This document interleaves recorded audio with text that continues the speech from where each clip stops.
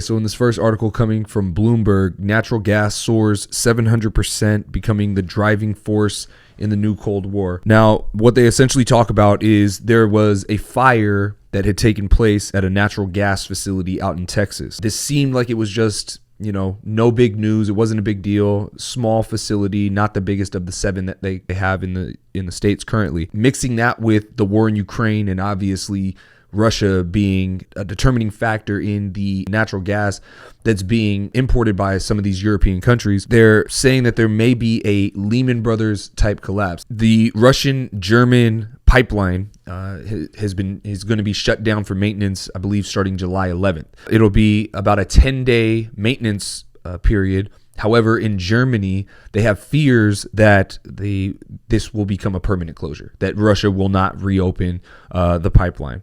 And this is obviously in response to the war occurring in Ukraine, right? Because Germany is not necessarily supporting Russia's invasion of Ukraine, but they are dependent on Russia for their natural gas. This leads, again, Germany to have these fears that if they don't reopen these pipelines, where are we going to get our natural gas from? Now, the U.S. has become a major liquid natural gas exporter. Since that fire that occurred in Texas, gas in Europe and Asia has been up over 60%, right? And that fire occurred in early June, right? So just about a month ago. Prices have been up 60%. Here in the U.S., they've been down about 40%. And why is this? Because less gas that's being exported means that there's going to be more gas available here at home. The Freeport fire, it highlights the dependence of other countries on the U.S. across the globe. At the recent G7 meeting, where you have a lot of these top leaders from all the different countries, U.S., Germany, France, they're backing investments into LNG. And this goes against a lot of the policies that have been coming and being put in place over the last few years, where they're trying to get off of oil and gas. They've termed it as it being necessary in response to the current crisis that's taking place. It's understandable why they would want to, encourage these investments. However, how long do these investments take to flourish and come to fruition? Take quite a while.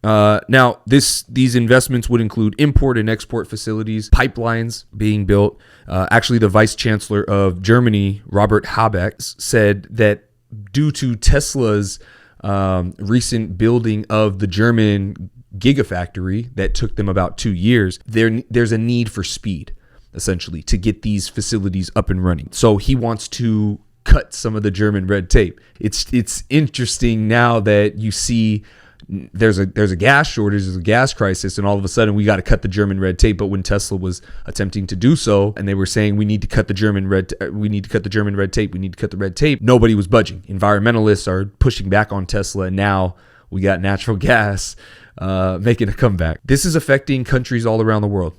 Countries from Pakistan who are suffering from outages in these what they called sweltering summer months. Thailand can't afford imports of LNG anymore, right? And so they're cutting back their imports, which will lead to potential shortages of LNG shortly down the line. India and China, the two biggest countries in terms of population, they cut back on imports of LNG. And now I want to quickly point out, what is China the leader in?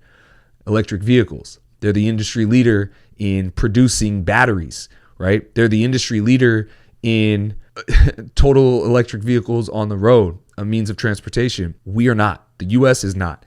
And this is important. I've talked about this in a recent video or in a prior video. Go ahead and check that out. Link in the corner or down in the description. This is something that I highlighted before, and it's important because if China doesn't buy gas, India doesn't buy gas, or they cut back, I should say.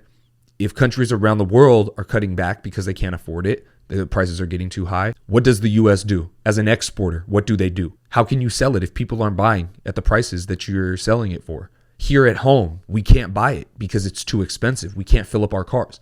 So now you have this excess LNG, you have this excess gas. What do you do with it? It doesn't stay good forever, does it? We have to consider the fact that these implications will affect us, right? This is why I'm talking about this. This is related to Tesla. Tesla has been pushing the electric vehicle revolution, and for good reason. But here in America, we haven't taken to it as much as other countries such as China, Europe have started to do. You look at a country like, I believe it's Norway, that has, almost 90% or some crazy number of their new car purchases are electric vehicles.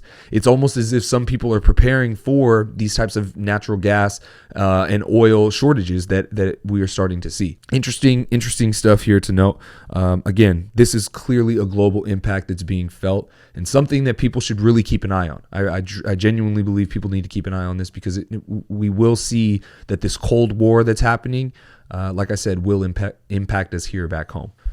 Okay, so we have another story here. Tesla said to be pausing Giga Berlin production for 2 weeks. What's going on? Tesla will reportedly interrupt production at the Gigafactory Berlin factory in Germany next week as it looks to iron out speed and quality issues to achieve higher efficiency and meet surging demand for its electric vehicles. According to the German tabloid newspaper Bild, Elon Musk-led company will temporarily shutter its factory in Brandenburg for 2 weeks starting next Monday to upgrade the facility and add another shift. Current production rate of 1,000 Model Ys per week is also well short of Tesla's aim to produce 500,000 EVs a year at Giga Berlin, Bild reported on Monday without citing any concise sources. German newspaper citing Tesla employees, third shift will be added once production resumes. EV maker start manufacturing the drive in a neighboring hall. Why it matters. The news of the factory revamp comes on the heels of Musk's revelation that Giga Texas and Berlin are losing billions of dollars with tons of expenses and hardly any output. Tesla has reportedly canceled some Model Y deliveries in Germany as its Brandenburg factory deals with manufacturing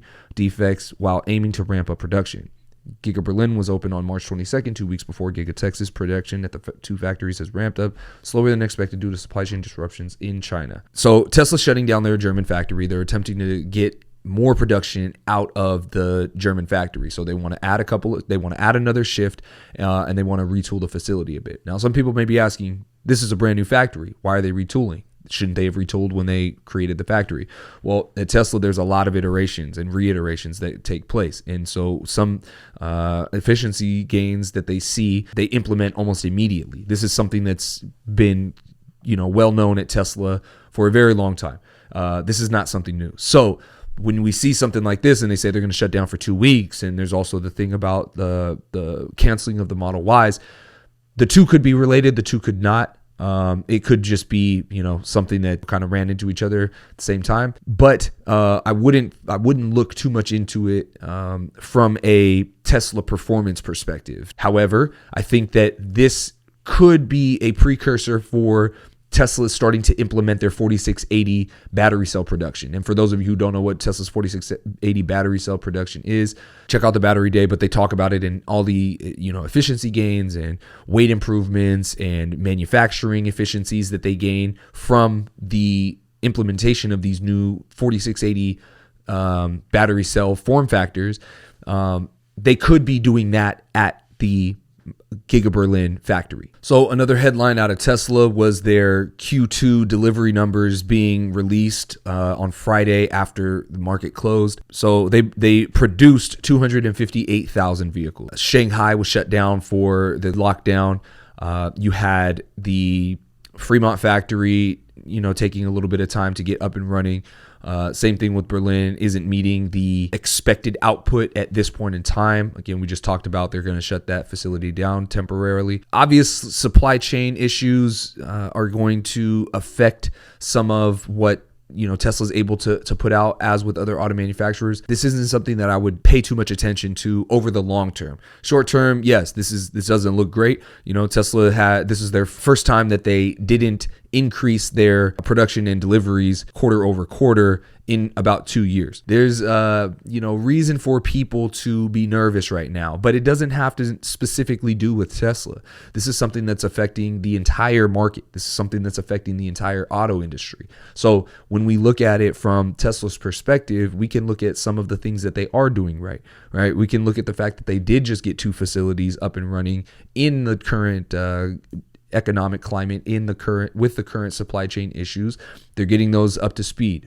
There's reports that the output from the Giga Texas plant has begun to increase and starting to reach some more favorable output numbers. There's plenty of good news still coming out of Tesla.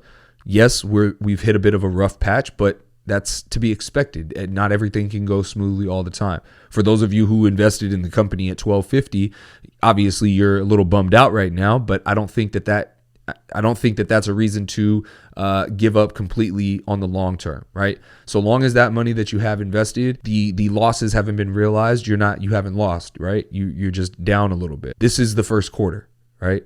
And as we know, games are not decided in the first quarter. They're decided when the final buzzer goes off. To look at where Tesla's at currently, this is the starting line. This is not reason to be concerned. There's so much room to grow. There's so much left for them to accomplish. I don't think that a market recession is going to impact Tesla the way it could impact a company like a Ford or a GM, which is currently in the middle of a transition from one type of vehicle to another. However, with the current gas crisis that's happening, again, I've made a video on how I think that there could be a global auto market collapse. I'll link that video up in the corner or down in the description. This could potentially be accelerating that process. If you have a gas car and gas prices are shooting up astronomically, what do you want to buy? A gas car or an EV? Even though the EV prices are going up. Your EV, once you've bought the car, essentially it's going to stay the same. The price isn't going to fluctuate.